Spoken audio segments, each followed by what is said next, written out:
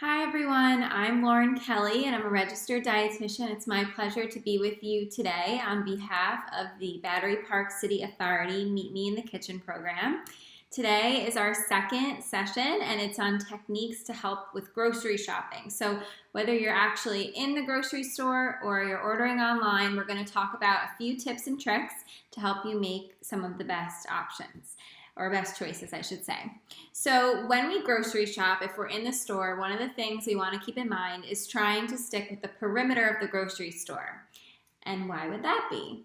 The reason is because that's where all of the whole foods are. So things like fruits, vegetables, meats, and fish, they're in the perimeter of the store. And we remember from the last session that these are the kinds of foods we really want to focus on filling our plate with. Especially the plants, like the fruits and vegetables, and then trying to choose just less processed foods in general, like whole fish and whole meat. So these are the types of foods that are some of the most nutrient-dense options in the store. So that's something to keep in mind. But of course, the aisles have some good options as well. What I would recommend is to go to the grocery store, or even if you're online shopping, have a list.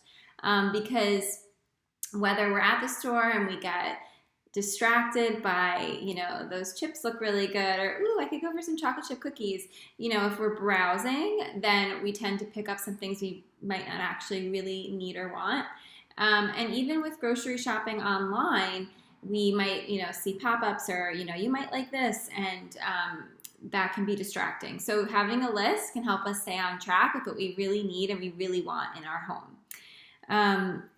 So going back to the aisles can have really good options. I mean, herbs and spices are in the aisle section. Things like garlic and ginger and turmeric and oregano. These are all spices that we can integrate into our cooking, like oregano in our eggs, or ginger that we add into, tea, maybe even. There's lots of different uses for these herbs and spices, which can help reduce inflammation in the body. So they have a really good function. There's also things like canned tuna and salmon. There's things like certain types of grains. We're going to dig in a little bit to bread today, and crackers as well. Those are in the aisles, of course, and they're things that we can integrate into our diet, but it's really sometimes hard to know what are the better options. So that's what we're going to go over today. That's really where nutrition label reading comes into play. A couple of things that are most important to look for when you're looking at a nutrition label, particularly for grains, is fiber and sugar. And you're going to see that on the nutrition label that I put up here.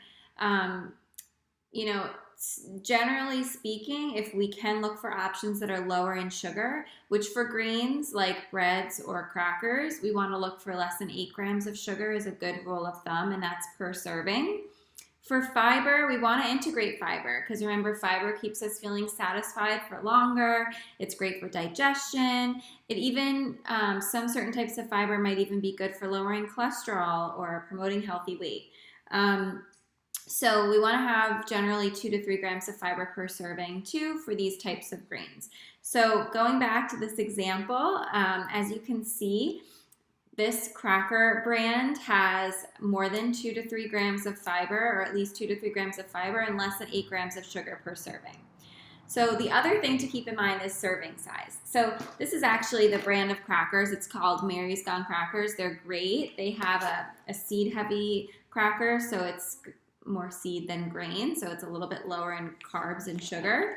But you'll see on the box that it says 12 crackers, right? So just trying to keep that in mind when you're home, what a serving size actually looks like. Pre-plating can be helpful as well. We also just talked about labels, breads, for instance. Don't be distracted by lots of buzzwords. Look at the label, look for ones with less ingredients you can recognize, and again, look at the fiber and the sugar. The other thing I just want to point out that's in a package is things like nut milks. Whether it's almond milk or coconut milk or soy milk or whatever it is, we typically want to look for the unsweetened versions because they can tend to load a lot of those extra sugars. Also, vanilla, unsweetened vanilla, usually that doesn't have added sugar, it just has vanilla in it, which makes things taste sweet, but doesn't actually add any sweetener to it. So again, just to kind of, review some of the topics we've talked about today, when you grocery shop, you really want to look for options that are particularly in the perimeter of the store. Bring a list with you, even if you're shopping online, to help you stay on track with what you really need and want in your home. And then, when you do go into the aisles, look at nutrition labels. Try to find ones that have ingredients that you recognize and also have, some fiber and not too much sugar, especially the grains, and things other than grains like, canned vegetables, for instance. It would be a better option to choose the frozen vegetables like frozen green beans or frozen broccoli as compared to canned, because not that there really is much canned broccoli, I don't think. But the point is, frozen vegetables are actually picked at their peak harvest and then frozen. So they tend to be pretty nutrient dense, sometimes even more so than the fresh versions.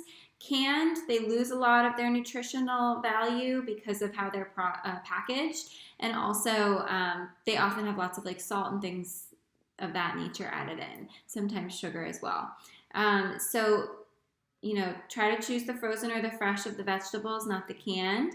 If you see things like tuna and water versus olive oil, both can be good options. We really just want to look for sodium content in these types of canned foods.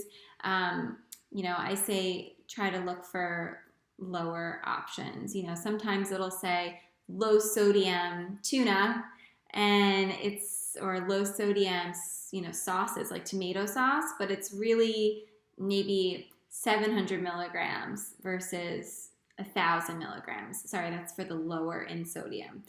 So just kind of be cautious and be aware and look at labels. And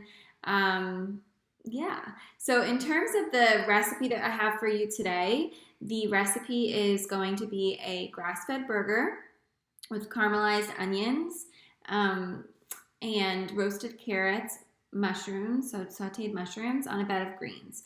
So you could also do something like throw that burger on one slice of bread just to limit the carbs. It's not a whole sandwich, but grass-fed, just so you know a little bit about that.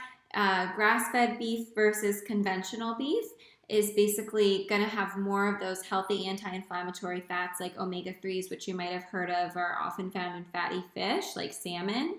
And that's where a lot of their, touted benefits come from. So the grass-fed versions, which can still be pretty affordable in ground meat, tend to be a little bit more nutritious. But even so, even if you can't, you'll see that my plate is mostly vegetables.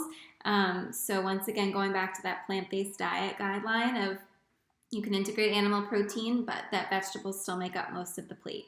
So I will include that recipe and a photo here. And I look forward to seeing you guys again very soon for the next session. Thank you so much and have a great rest of your day.